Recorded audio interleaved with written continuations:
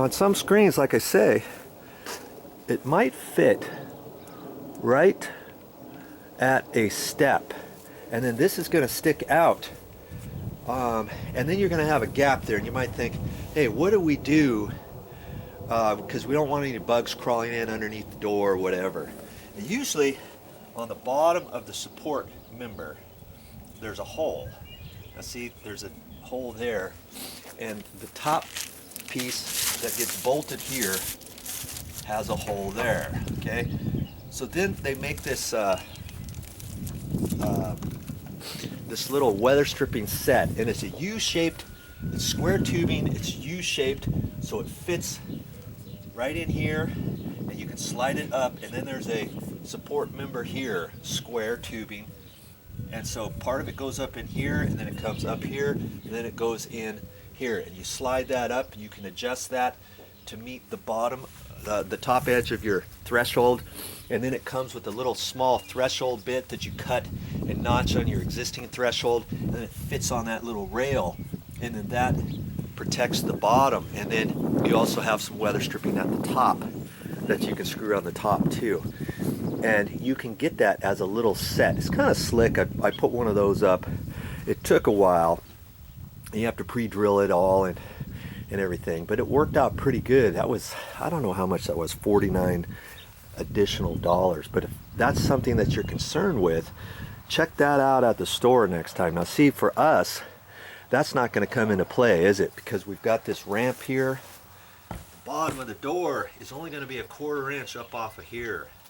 Okay, and so we're only going to have a little bit there. Now if somebody wanted to, you could take a door sweep and you can screw it on the face of the bottom, you know, right on here, and then adjust it in or out, and then it's got a rubber sweep on the edge, and then you can push that right down to the base like here, if that's a concern of yours. Okay, so there are options as to what you want to do with weather stripping, because lots of people, they use this, they not only use this for a security door, but maybe they want to open up the door too, and you've got the door open and you just have the screen there, and you don't want any little bugs to crawl in there, or anything crawling underneath your door or something like that. So, you know, look for that kind of stuff at the hardware store.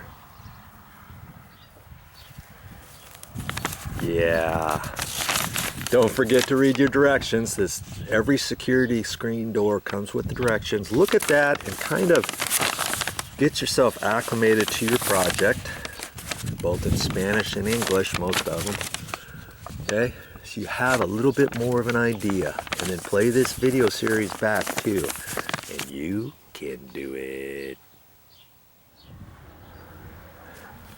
Okay, now we got to go through a thought process here.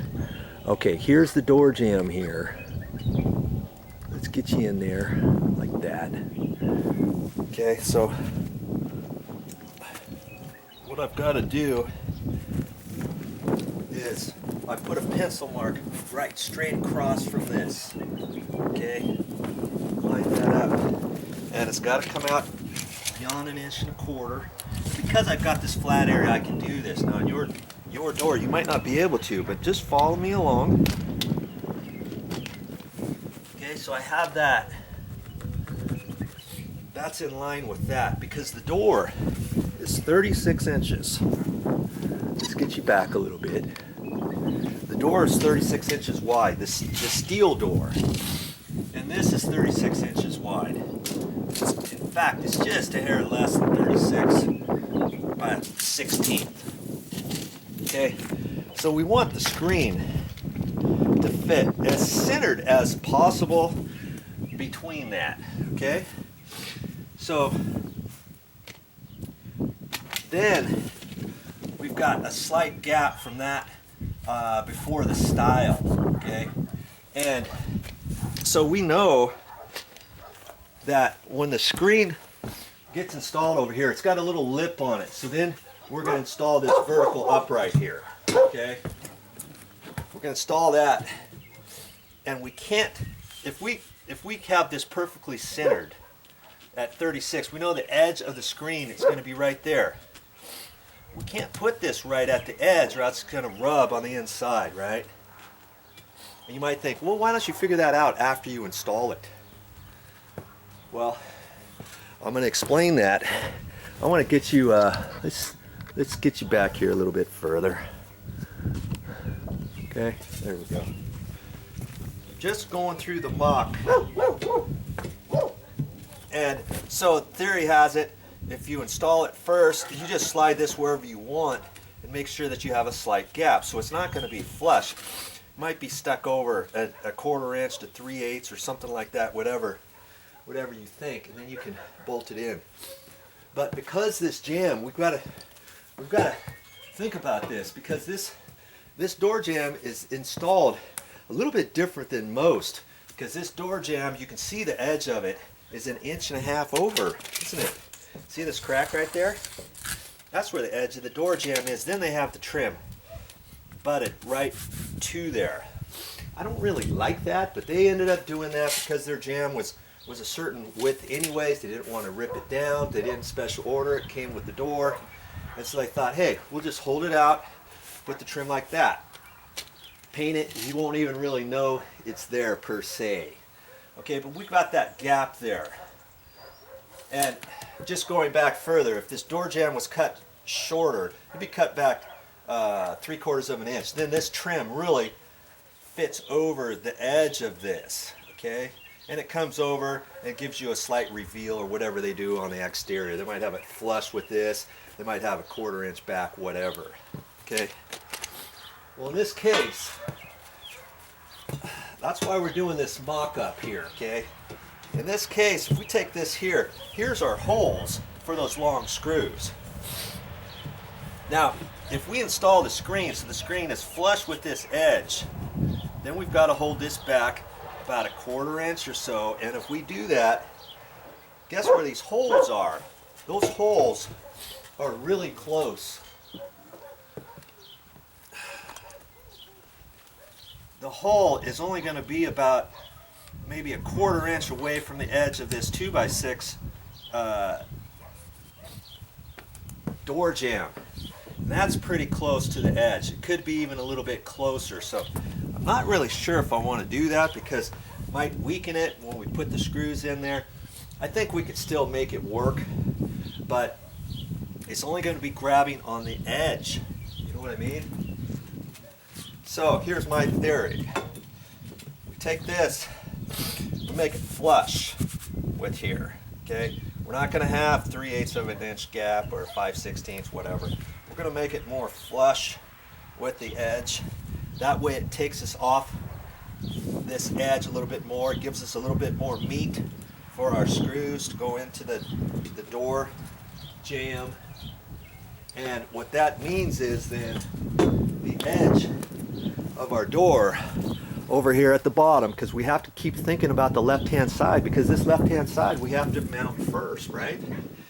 So if we're at the edge of this door jamb right there, that's where I wanted, where I knew where the door was going to be. Well, we can move it over to the left a little bit. We can move it over 1/4 inch, 5/16 over to the left. And that's where the door could fit. Now, on second hand, we also have to take into consideration when we hold that up, guess what? I was just thinking about this as I'm talking it through. Let's just picture this as being the left-hand edge where the hinges are and stuff. If we slide that over any further, we're going to have the same issue over here, aren't we? Here's the edge of the door jamb again. So I may have to think about this, because if we're right on that line, I'm going to be drilling kind of in between those two. I really don't want to do that. There's not going to be any holding power there, is there? So I'm going to have to think about this. I may have to cheat it a little bit, just to the left a little, or I'd have to go over far enough to hit into this trim. If I go over too far, that's going to stick the right-hand side out too far, I believe. Okay? So I may have to rethink and adjust this a little bit and make a final decision and then go for it, okay? Think about your project before you drill that first hole. Man, that's awesome. Hey, check my channel out next time you've got some home improvements to do, some little projects, some cleanup, whatever. I might be able to save you even more money. And if I can do it, an average Joe, guess what? You can do it too.